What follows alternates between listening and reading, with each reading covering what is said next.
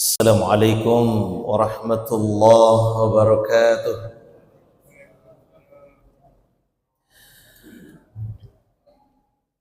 Alhamdulillah wa kafa, wassalatu wassalamu ala al-habibil mustafa wa ala alihi wa sahbihi wa muwafa.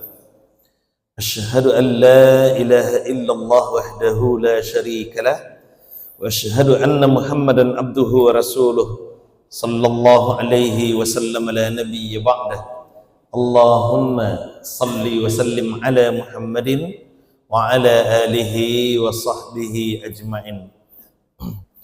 Bapak pengurus beserta jajaran kepengurusan beliau yang sama kita hormati, Bapak Ibu, para tokoh masyarakat, tokoh agama, guru-guru kita, imam kita yang kita muliakan, Bapak-bapak, ibu-ibu yang dirahmati dan dimuliakan oleh Allah Subhanahu wa taala. Syukur alhamdulillah kita ucapkan kehadirat Allah. Salawat dan salam semoga tetap tercurah kepada baginda Rasulullah Muhammad sallallahu alaihi wasallam.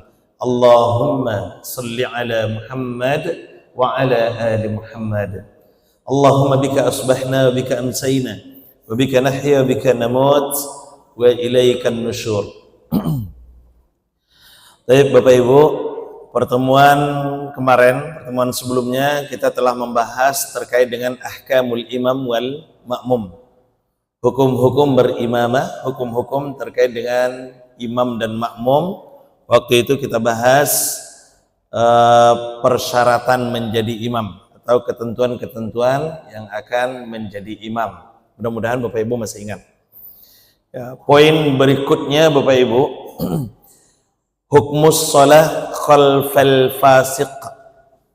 Seandainya dapet di awak imam, ndak ada imam yang lain selain beliau ledo. Cuman masalahnya imam ko fasik. Fasik ko apa Ustaz? Fasik ko orang yang tahu jo agama tapi nyo melanggar aturan. Fasik namanya. Dia tahu aturan-aturan agama tapi dia melanggar, maka itu fasik. Nanti fasik ini Bapak Ibu ada kadarnya, ada fasik yang ringan, ada fasik yang berat. Kalau fasik yang ringan itu nanti kita akan lihat. Yajibu taqdimul ula fil imamah wa illam yujad illa fasiqun kama yahliqu lihiyatihi aw yashrabu ad-dukhan aw al-khamar wa nahwa dhalik sahhatis shalah khalfahu ma'al karahah. Kalau kita memilih imam, maka kita wajib memilih imam yang memenuhi kriteria yang sudah disebutkan. Apa kemarin kriterianya masih ingat Bapak Ibu? Yang pertama, fasih, akra dia, qari, fasih, bacaannya bagus. Kemudian bentuk imam kita kan luar biasa itu bacaannya, tanang kita di belakangnya. Kemudian paham terhadap fikih salat, hafalan Al-Qur'annya banyak, paham terhadap fikih salat, paham terhadap sunnah dan mengamalkan sunnah. Kemudian lebih dulu hijrah, lebih dulu masuk Islam, lebih tua umurnya. Kalau seandainya ada beberapa orang yang punya kriteria yang sebelumnya tadi itu, maka kita pilih lebih tua umurnya. Kalau seandainya sama juga, maka diqur'ah, diundi untuk menentukan imam itu. Kan begitu kemarin. Ya, kalau seandainya kita ingin lebih tenang lagi di belakangnya, ingin mendapatkan imam yang sudah menikah, maka ambil imam yang belum menikah itu jadi binantu awak. Itu Allah Bu. Allah. Itu dia. Itu kriteria-kriterianya. Nah, maka ketika kita perhatikan kriteria itu, ternyata ini orang memenuhi kriteria Ustaz. Cuman masalahnya dia fasik. Bagaimana itu Ustaz? Apa fasiknya? Kita lihat dulu. Apa contoh fasiknya? Yahliqu lihiyatihi. Memotong jenggotnya. Imam kita berjenggot enggak? Dia potong jenggotnya Pak. Ya kacau kok. Ya, yahliqu lihiyatihi, memotong jenggotnya. Jadi kiranya kan ada sunnahnya memelihara jenggot. Maka memotong jenggot itu termasuk nanti fasik, tapi itu fasik ringan. Fasik ringan ini tidak terlalu dipermasalahkan. Nah, yang dipermasalahkan itu yashrabud dukhan. Nah, ini yang sering jadi masalah ini Bapak Ibu. Yashrabud dukhan awil khamar. Merokok atau minuman keras. Imam kita merokok. Merokok Rina. Oh, enggak, alhamdulillah. Ini menantu ideal nih Bapak Ibu. Ya, calon menantu ideal insyaallah. Yashrabud dukhan, merokok. Jadi merokok ini permasalahkan nih Bapak Ibu. Karena merokok itu bahkan disetarakan dengan minuman keras. Yashrabud dukhan awil khamar. Merokok atau minuman keras. Ya, kalau minuman keras apa hukumnya Pak? Oh Pak. Lalu minuman keras apa hukumnya Pak? Haram. Kalau merokok apa hukumnya Bu?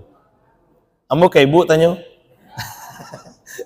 Apa hukumnya merokok Bu? Takuilah Ibu menjawab. Kurang beku jatah lanjut Ustaz ya. Ya jale-jale salah haram Ustaz ya. Dah selesai. Merokok itu haram kata ulama. Dulu ya, dulu. Kalau kita baca riwayatnya kan hasil multaqa itu kan merokok haram. Hasil multaqa yang di perang panjang itu kan merokok haram. Ya, cuman masalahnya kan ketika hasil ini dibawa sampai di Jakarta jadi makruh dia. Nah, ini masalah nih. Ya, sampai di Jakarta dia jadi makruh Pak Ibu. Nah, sampai kemudian dalam keputusan itu merokok hukumnya makruh. Karena ini masih masuk ranah ijtihad, maka imamahnya pun juga nanti akan bermasalah. Karena ada sebagian yang mengharamkan rokok, lalu kemudian sebagian yang memakruhkan rokok, maka imamahnya juga bermasalah. Jadi Bapak Ibu, kok dapet dewa imam-imam yang perokok ba'a hukum sholat di belakangnya Ustaz, sahhatis sholah khalfahu ma'al karohah. Tetap sah sholat di belakangnya, sholat di belakangnya tetap sah, tapi karohah, makruh hukumnya. Jadi sholat di belakang imam yang perokok hukumnya makruh. Makruh Bapak Ibu. Banyaklah kita cari Bapak Ibu imam-imam yang perokok. Bukan merokok sedang jadi imam ya. Kalau sedang jadi imamnya merokok, itu haram tuh mah. Imam-imam yang perokok banyak Bapak Ibu. Bahkan kori-kori juga banyak yang merokok. Banyak. Awalnya beberapa sahabat yang kori, bahkan nyoba cerita Bapak Ibu, sebelum lomba tuh Ustaz, itu kami merokok dulu tuh supaya lapang ngangok kami katanya kan. Ya, kok itu loh jadi punya ayo wallahu alam lah kalau itu lah jadi ubek katanya kan. Tapi yang jelas Bapak Ibu, merokok itu menurut ijtihad yang paling ringan itu makruh. Makruh kan tak ba'ad Ustaz. Makruh itu dari kata karoha. Karoha itu artinya benci. Berarti makruh sesuatu yang dibenci oleh Allah Subhanahu wa taala. Maka kepada apa-apa amo yang merokok, berhentilah merokok. Kau serius kamu Pak? Ya, kasihan ibu amo kan. Bukan hanya diri apa saja yang merasa idenya merokok itu, dan bukan hanya menjadi perokok pasif saja yang menjadi masalah. Kok seandainya apa merokok, lalu kemudian apa menjadi imam, ibu menjadi makmum di belakangnya. Itu dia. Makruh sholat berjamaah ibu ini. Begitu masalahnya Bapak Ibu. Ya, jadi kalau seandainya Bapak Ibu, ini dia qori Ustaz, bacaannya bagus, fasih, hafalannya banyak. Ini juga qori, bacaannya bagus, fasih, hafalannya banyak. Tapi yang ini merokok, yang ini tidak merokok, mana yang lebih didahulukan jadi imam? Yang tidak merokok. Begitu dia. Yang tidak merokok. Ya, karena berimam pada orang yang perokok hukumnya makruh. Makruh. Walaupun sholat kita tetap sah. Dan sholat imamnya juga tetap sah nantinya. Tuh, lanjut. Tapi kalau fasiknya fasik berat, Bapak Ibu, fasiknya fasik berat, seperti membunuh, merampok, kemudian apalagi nih, berjudi, maka orang-orang yang durhaka kepada orang tua misalnya, itu kan fasik berat, telah melakukan dosa-dosa berat, min kabairidz dzunub, telah melakukan dosa-dosa berat, maka imamah mereka itu batal. Kalau kita tahu, kalau awak tahu nyo membunuh, atau kalau awak tahu nyo berzina, lalu kemudian nyo jadi imam, maka sholat kita di belakangnya batal. Berarti itu benar Bapak Ibu. Nah, ini pentingnya kita mengetahui track record imam itu. Makanya imam itu orang yang memang sudah kita sepakati imam ratib itu lebih aman. Ya, kalau di Masjid Raya Andaleh misalnya kan, imam ratib kita Ustadz Mirwan, kita tahu track record beliau. Jadi tidak sembarang orang yang bisa menjadi imam. Iko wilayah sajadah ketek, Bapak Ibu, iko wilayah kekuasaan Ustadz Mirwan kok. Tidak bisa sembarang orang maju menginjak sajadah imam kok. Ambosnya tidak berani tagak di sekolah Bapak Ibu. Apalagi kalau tanpa izin beliau, tidak berani. Karena ini wilayah kekuasaan beliau. Nah, ini wilayah beliau ini. Ya, kita tahu. Makanya imam itu sebaiknya memang imam ratib. Di sholat berjamaah, masjid, musola, rumah ibadah yang berimamah di situ, berjamaah kita di situ, maka imamnya sebaiknya memang dikhususkan. Karena imam itu posisi yang sangat mulia. Khusus jadi imam saja. Ya, kadang-kadang kalau masalahnya kan lah disuruh menjadi imam, disuruh jadi imam yojo, tapi disuruh membersihkan WC yojo. Kok kasihan gitu Bapak Ibu. Itu tuh posisi yang sangat mulia Bapak Ibu. Maka posisi imam itu jangan disamakan dengan posisi yang lainnya. Ya, kalau awak butuh imam ya udah khusus. Ustadz, kami butuh imam. Tugas Ustadz hanya mengimami sholat kami saja. Tugas bersih-bersih nanti kami pula yang mengurus. Biar itu urusan kami. Begitu caranya Bapak Ibu. Ya, kau dapat emang bantu itu. Jangan sampai imam disuruh pula bagian sapu-sapu, bersih-bersih segala macam kan. Ya, sayang sekali kita imam kita, orang yang memimpin sholat kita. Lalu kita suruhkan pula membersihkan WC kita. Mohon maaf Bapak Ibu. Di beberapa tempat kan masih terjadi seperti itu. Ya, itu masalahnya. Oke, jadi maka kita kembali lagi, kalau seandainya dapat dakwah imam yang melakukan dosa besar, maka hentikan imamahnya. Hentikan imamahnya. Begitu. Karena kalau dia melakukan dosa besar seperti itu, ini dia disebutkan di sini, la tasihhu shalah khalfa man salatahu fasidah bihadatsin aw ghairi illa liman lam ya'lam. Tidak sah salat bagi orang yang salatnya rusak karena apanya tadi itu? Karena dosa besarnya tadi itu. Tidak sah salat kita di belakangnya. Illa liman lam ya'lam, kecuali bagi orang yang tidak tahu. Jadi kalau awak tidak tahu kalau dia berzina, awak tidak tahu kalau nyo mabuk, awak tidak tahu kalau nyo berjudi, awak tidak tahu kalau nyo membunuh, maka imamah kita tetap sah. Tapi ada konsekuensinya. Imam itu Bapak Ibu sholatnya tidak sah. Sholat makmum tetap sah itu. Kalau makmum tidak tahu. Kalau makmum tahu maka sholat makmum batal. Tapi kalau makmum tidak tahu, sholat makmum tetap sah. Sholat imam batal. Sholat imam batal Bapak Ibu. Maka fatasihus sholatul makmum wa 'alal imam al-i'adah. Sah sholatnya si makmum, tapi imam mesti mengulang sholatnya lagi. Itu mana? Ini beratnya posisi imam itu. Makanya kalau ingin menjadi imam, ukur diri dulu. Awak pantas atau enggak menjadi imam. Awak patui atau enggak menjadi imam. Jadi bukan hanya sekedar nanti bacaan banyak, hafalan banyak, bacaan bagus, hafalan banyak, bukan hanya sekedar itu. Ya, ukur diri awak dulu. Untuk itu Bapak Ibu. Oke, lanjut. Poin berikutnya. Hukum salatul musbil. Hukum salat bagi orang yang isbal. Nah, isbal ko alulai kuat. Isbal ko orang yang pakai baju, jubah, sarung sampai di bawah mata kaki. Kalaulah melewati mata kaki, itu isbal namanya. Isbal namanya tuh. Ya, karena apa? Karena kata Rasulullah sallallahu alaihi wasallam, izratul muslim ila nisfi saq. Sarung seorang muslim itu idealnya di pertengahan betis. Sarung, celana, jubah itu di pertengahan betis. Pertengahan betis. Makanya Bapak Ibu, kalau tagaknya standarnya Bapak Ibu 1 jengkal. 1 jengkal. Wah tagak, tagak bantu iko kan, dihitung 1 jengkal, segitulah batas celana. Maka nampak di awak, mungkin Bapak Ibu, acok nampak orang-orang yang pakai celana jingkrang, ada nampak kan? Pakai celana jingkrang, itu standar itu Bapak Ibu, standarnya memang segitu. Ya, pakai sarawa senteng, gitu. Sarawa senteng, sarawa jingkrang. Mereka tidak salah, itu tidak salah, itu benar Bapak Ibu. Izratul muslim ila nisfi saqqa. Izar seorang Islam itu, sarung seorang muslim itu nisfi saqqa, di pertengahan betis. Di pertengahan betis.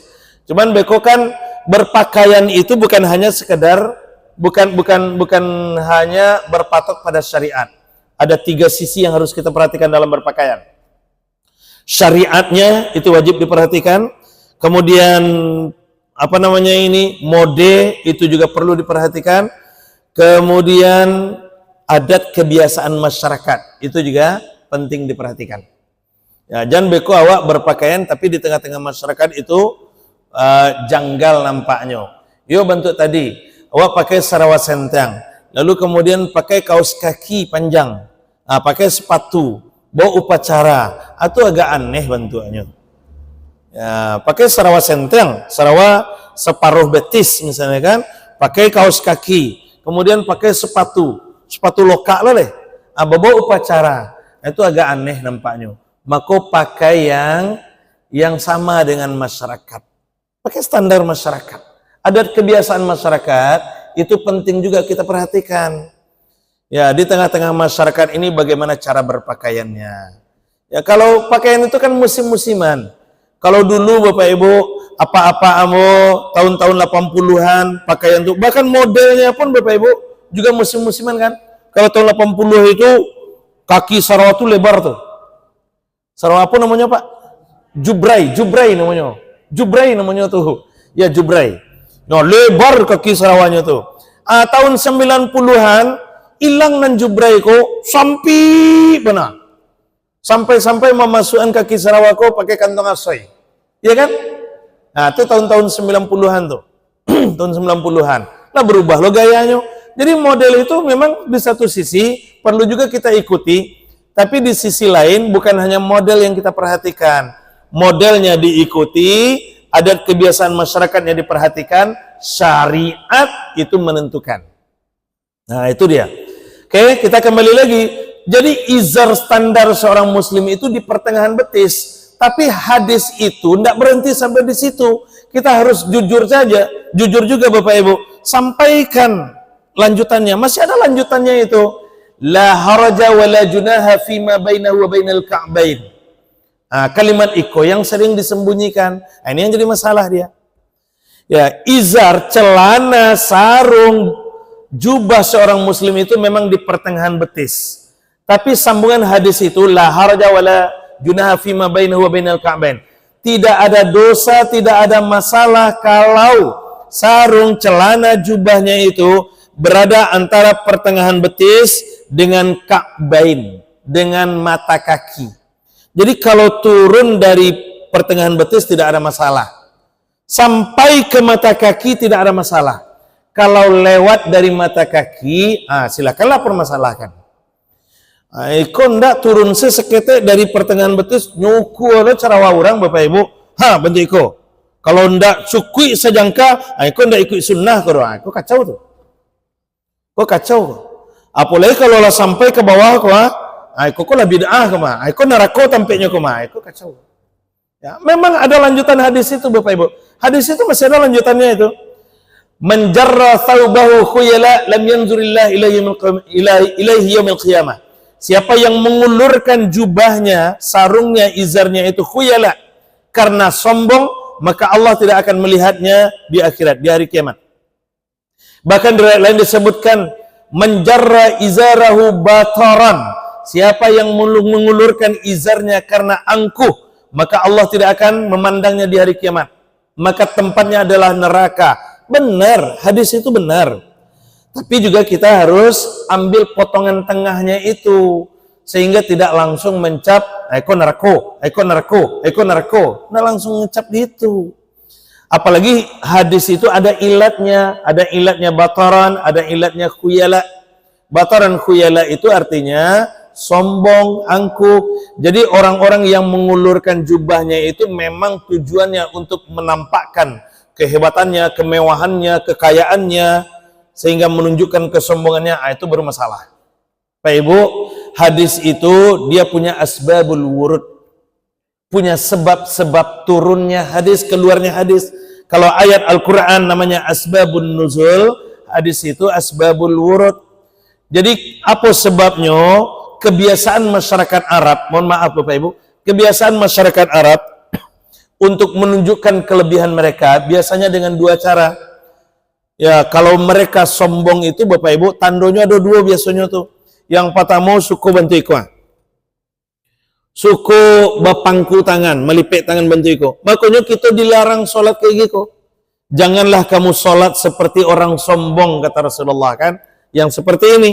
Makanya melipat tangan itu tidak boleh sampai ke sini. Tidak boleh sampai ke siku. Melipat tangan yang maksimalnya itu ala sa'id. Sampai ke sini batas maksimalnya. Di lengan ini batas maksimalnya. Ya, kan melipat tangan di sini. Kemudian di atas punggung tangan kiri, di pergelangan, kemudian di lengan. Ini batas maksimal. Tidak boleh sampai ke sini. Karena sombongnya itu. Karena orang sombong suka seperti ini. Makanya Nabi larang. Janganlah kamu sholat seperti orang sombong. Yang sholatnya seperti ini. Kemudian yang kedua Bapak Ibu, untuk menunjukkan kelebihan mereka, mereka biasanya memperpanjang jubah. Bahkan sampai di bawah mata kaki. Kemudian bahkan ada yang sampai menyentuh lantai. Makanya keluar hadis Rasulullah. Itu kan ceritanya Nabi sedang duduk bersama sahabat. Lewat seorang pemuda OKB. OKB Pak. Orang kaya baru. Orang kaya baru. Biasanya OKB kok kan agak ongeh gayanya stek kok. Lewatnya. Maka keluar hadis Nabi itu dengan pakaian yang melebihi batas mata kaki itu. Keluar hadis Nabi. Man jarra thawbahu khuyala lam yanzudillah ilaihi bil qiyamah. Siapa yang mengulurkan jubahnya karena sombong, maka Allah tidak akan memandangnya di hari kiamat. Kan nyeletuk kemudian Abu Bakar As-Siddiq. Apa kata Abu Bakar Siddiq waktu itu? Bagaimana dengan saya ya Rasul? Abu Bakar Siddiq itu Bapak Ibu, Abu Bakar Siddiq itu kalau pakai jubah, pakai sarung, suka melorot. Karena beliau kurih. Ya, Abu Bakar As-Siddiq radhiyallahu an. Tapi apa kata Rasulullah kemudian? Kecuali engkau wahai Abu Bakar. Aku Abu Bakar dibolehkan oleh Nabi. Ya, apakah Abu Bakar ini mendapat hak khusus? Tidak. Bukan Bapak Ibu. Karena Rasul tahu Abu Bakar ini orang yang paling tawadu. Tawadu itu lawannya sombong. Jadi kalau karena sombong itu dilakukan, maka itu bermasalah. Tapi kalau ini orang tawadu, ternyata celananya kedodoran juga, maka itu tidak ada masalah. Nah, cuman yang paling aman, karena peringatan Rasul itu jelas, tentu lebih amannya itu supaya kita tidak isbal. Ya, supaya tidak melebihkan pakaian kita, celana kita, jubah kita, sarung kita sampai di bawah mata kaki itu. Oh, Sarawak kami kepanjangan Ustaz. Nah, itu di Simpang Azizi ada orang permak lepis. Potong ke situ. Ya, ndak doge pesan sponsor dari beliau tuh, mau kenal beliau.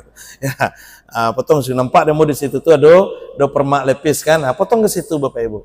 Ya, ndak perlu dilipik dilipik itu kahat itu dilarang Bapak Ibu. Itu dilarang. Kaftun namanya. Itu dilarang. Kafat itu dilarang, melipat-lipat itu dilarang. Maka solusinya potong. Kalau memang ingin lebih selamat dari isbal ini, solusinya bukan dilipat, solusinya dipotong. Iko indah, ketika sholat dilipat, lalu selesai sholat dilapahin balik. Podo wae namanya teman. Ya, podo wae, sami mawon. Orang yang bedone iko sama saja. Nah, sholat di belakang orang isbal itu bagaimana? Makruh. Jadi kalau dapat dawa imam awak yang isbal, maka sholat kita di belakangnya makruh. Ya, alhamdulillah imam kita tidak isbal. Tadi mau calik Bapak Ibu, sarungnya lain tidak lewat kok. Ini tidak, alhamdulillah aman. Nah, begitu dia. Jadi ada beberapa ternyata hal-hal yang perlu menjadi perhatian bagi kita terkait dengan orang-orang yang akan kita jadikan menjadi kita tunjuk kita angkat menjadi imam kita. Nah, untuk memilih imam itu makanya pengurus berhati-hati, tapi alhamdulillah imam kita sudah sangat luar biasa, memenuhi kriteria yang sudah ditetapkan. Lalu kemudian ya hal-hal teknis pun juga telah terpenuhi oleh beliau, sehingga nyamanlah kita berimamah kepada beliau. Hanya satu yang kurang. Apa kurangnya Ustaz? Tuh tugas Bapak Ibu lah itu, Mas.